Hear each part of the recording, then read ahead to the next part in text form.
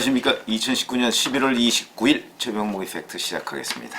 자, 황운하 전 울산지방경찰청장이 김기현 당시 울산시장을 수사한 부분, 이에 대해서 그 수사에 착수한 시점부터 그 전 또는 후 과연 이 수사가 얼마나 정당한가, 또 그 장면에서 수상한 부분이 정말 많다, 이거는 수상한 수사다 하는 말씀을 드리겠습니다. 왜 그러냐면 이게 한두 가지가 아닙니다. 첫 번째, 수사에 착수한 시점, 그러니까 무슨 얘기냐면 고발장이 접수된 시점, 이게 기본적으로 뭐냐면 그 김기현 울산시장의 동생과 그 비서실장실, 울산시장 비서실장실에 있는 그 지인들, 이 사람들이 지역에 있는 레미콘 업체를 지원하면서 그 사람들로부터 뇌물을 받았다.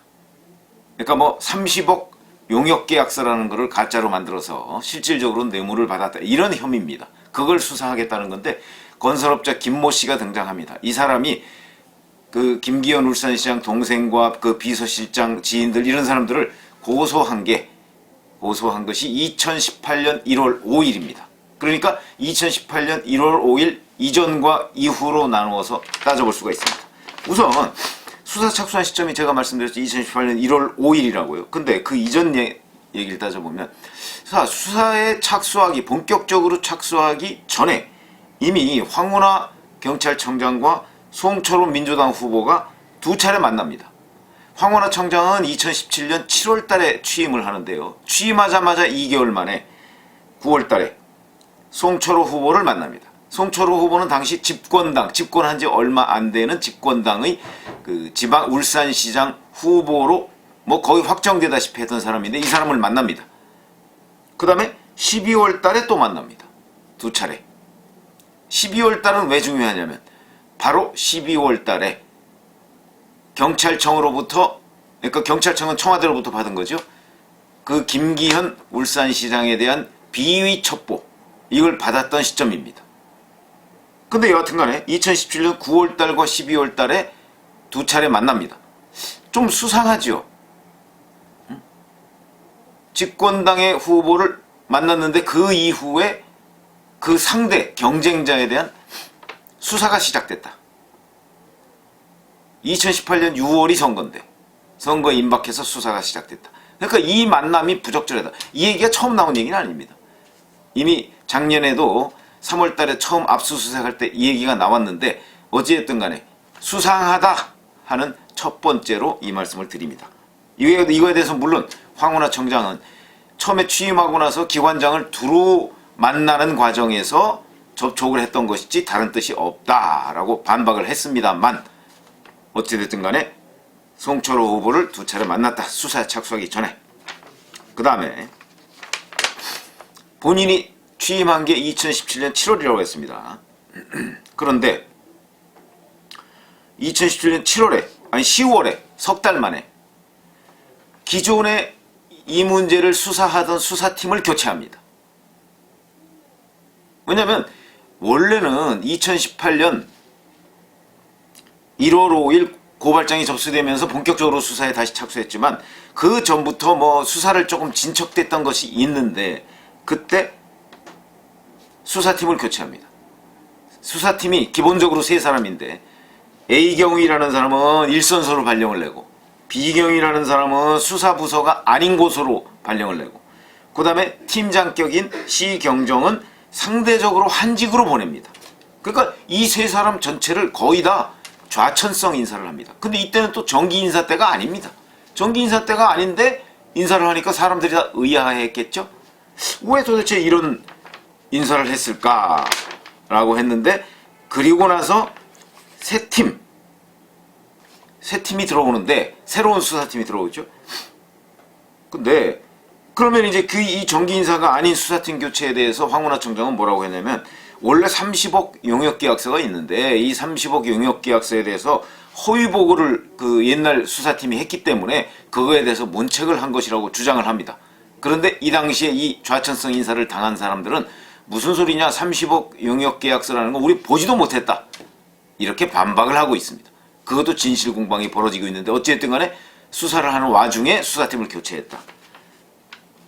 근데 그 세 팀이라고 하는 사람들은 어떤 사람들이냐면 그 전에 이 관련 수사를 한번 점검을, 내사를 겸해서 한번 점검한 적이 있는데, 이때 요거는 이제 한국당 주장입니다만은, 이때 이 건설업자나 이런 사람들한테 그 또 김기현 울산시장 동생 이런 사람들한테 가서 그 건설업자로부터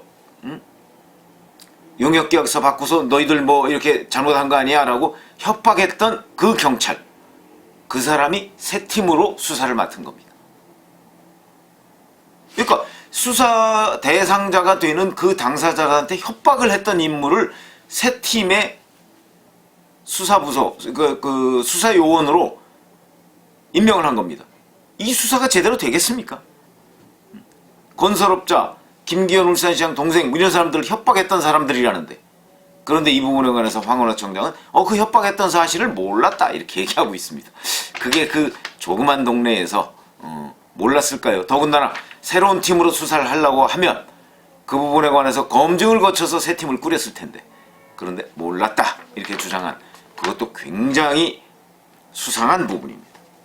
그 다음에 또 네 번째, 자, 이게 이제 지능범죄수사팀이라는 곳에서 이 수사를 담당하고 있는데, 이 관련한 그 첩보를, 김기현 울산시장 그 비위 첩보를 경찰청으로부터 넘겨받은 시점이 12월 말입니다. 12월 말.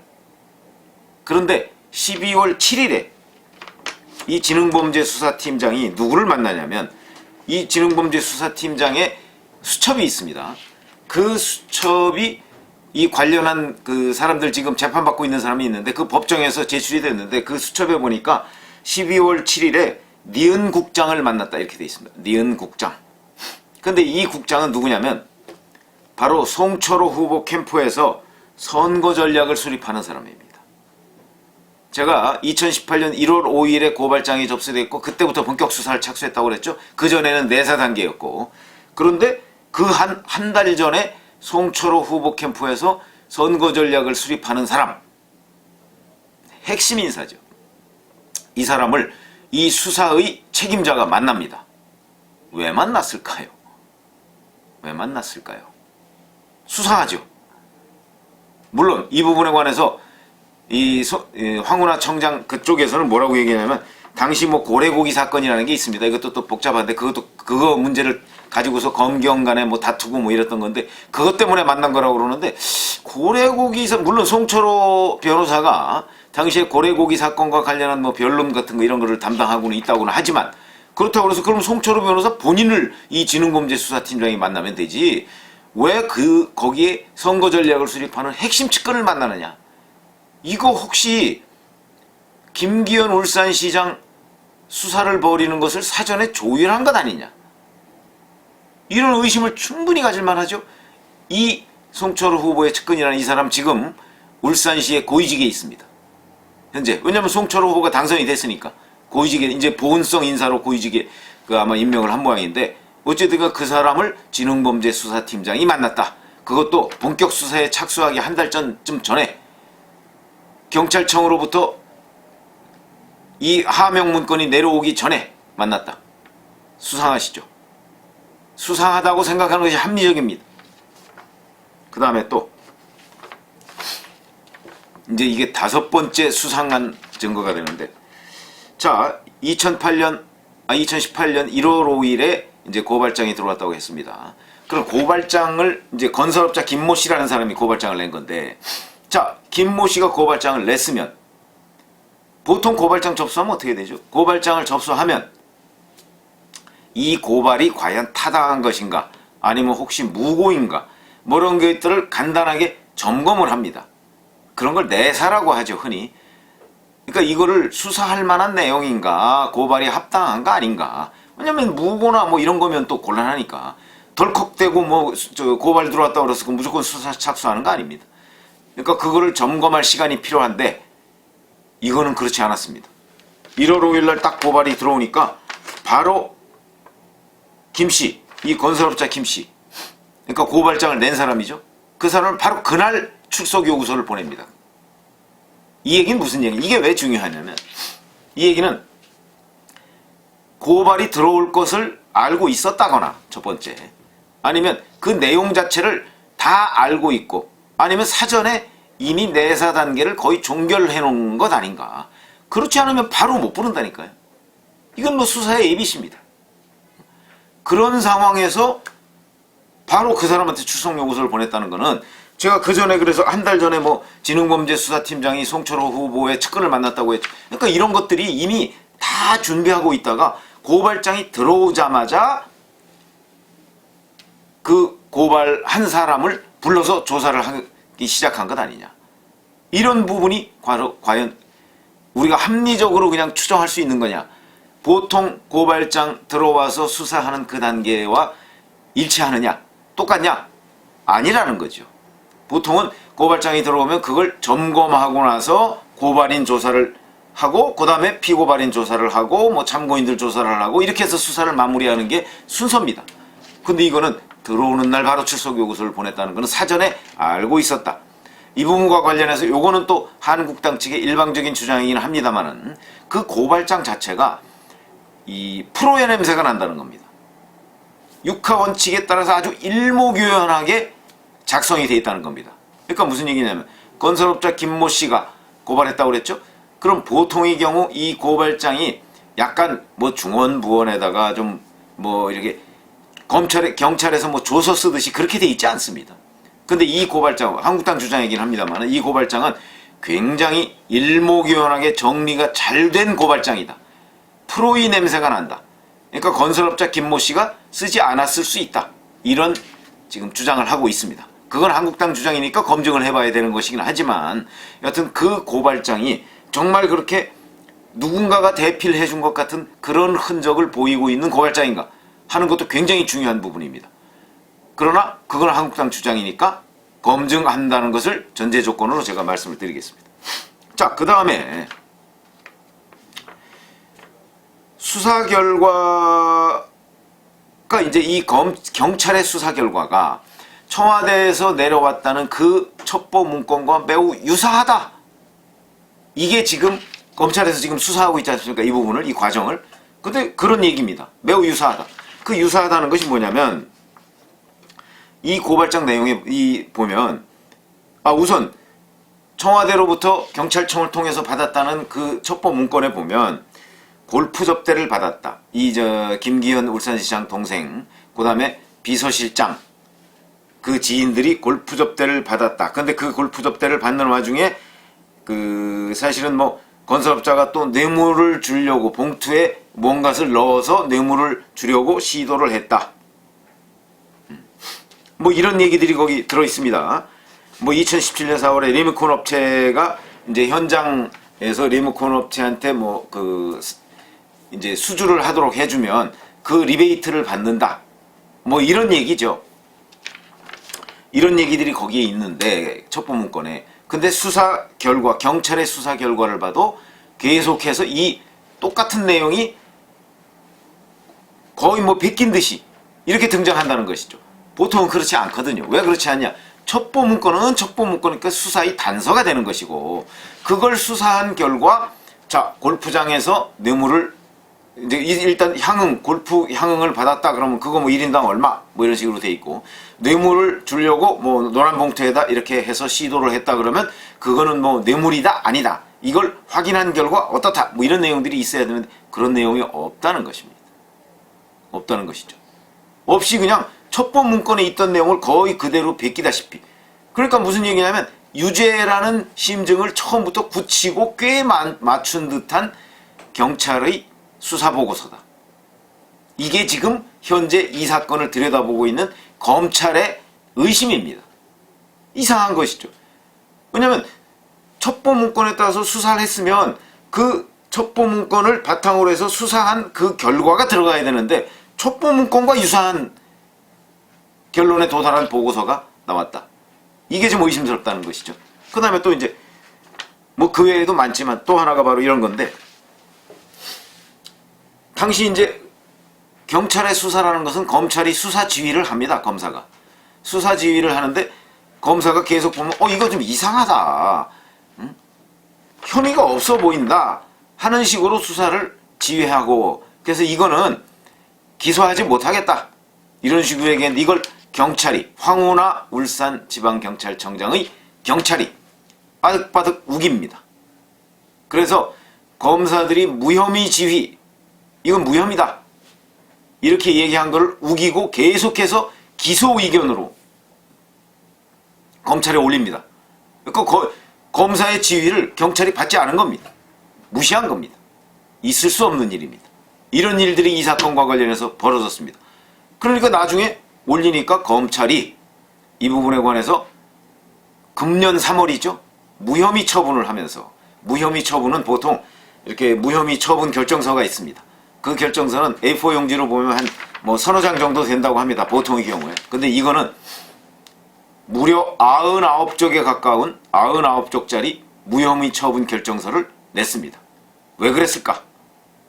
이거는 바로 워낙 경찰에서 자꾸 우기니까, 이게 혐의가 있다고, 또 기소를 해야 된다고 우기니까, 이 사람들이 왜 이게 기소를 못하는 사항인지에 관해서 시시콜콜하게 거기에 설명을 해놓느냐고, 이게 99쪽까지 불어난 겁니다. 이것도 거의 전례가 드문 일입니다. 수사지휘를, 검사의 수사지휘를 받지 않고 경찰이 자기들 마음대로 기소해 주세요 라고 검찰에 들이민 것도 문제지만, 또 그거에 관해서 검사가 99쪽짜리 불기소 의견을 설명을 해놓은 것도 이례적인 거다. 그런 거 보면 아마 이게 청와대 하명 수사이기 때문에 그런 것 아니겠는가 하는 의심은 듭니다. 여하튼 간에 처음부터 끝까지 제가 지금 7가지를 말씀드렸는데, 이 황운하 울산경찰의 수사, 김기현 수사가, 이 수사 자체가 수상하다 이렇게 지금 결론을 내릴 수밖에 없고, 바로 그 부분을 지금 울산지검에서 수사하다가 지금 서울중앙지검에서 이어받아서 수사하고 있는 겁니다. 이 부분과 관련해서도 앞으로 굉장히 여러 차례 아마 제가 유튜브를 해드릴 텐데, 이게 뭐 보통 일이 아닙니다. 여기에 이제 청와대 민정수석실에 백원호 전 민정비서관이 개입되어 있는 거 뭐 다 제가 몇 차례 말씀을 드렸죠. 그런데 그게 뭐 보통 수상한 일이 아닙니다. 오늘 노영민 비서실장은 이 수사 이첩이 정상적인 과정이다 라고 주장을 하고 있는데, 누가 봐도 이건 정상적인 과정이 아닙니다. 왜 그러냐면 민정수석실에서 선출직 공직자에 대한 이런 식의 비위 첩보는 수집할 수도 없고, 수집하면 불법입니다. 그리고 그런 것들을 만약에 입수를 했다고 하면 그것을 본인이 이첩할 일이 아니고, 이것을 그 생산한 사람에게 이거는 우리 소관이 아니니 국민권익위원회나 어디 다른 기관에 가져가세요, 또는 검찰에 고발하세요 라고 안내를 하는 것이 맞는 거지, 이거를 뭐 경찰청에다 수사해보세요 라고 이첩하는 거, 이거는 불법입니다. 독수독과 일어나시죠. 왜냐하면 이 자체가 불법적으로 생산된 첩보일 가능성이 매우 높기 때문에 그것을 이첩한 것이 정상적인 일처리다? 그거 제가 보기에는 아닙니다. 근데 노영민 비서실장은 지금 우기고 있습니다. 아마 이렇게 한번 우기기 시작하면 앞으로 계속해서 이렇게 자꾸 이 사건에 청와대 전체가 연루돼서 들어갈 가능성이 매우 높다. 위험해지는 장면이다.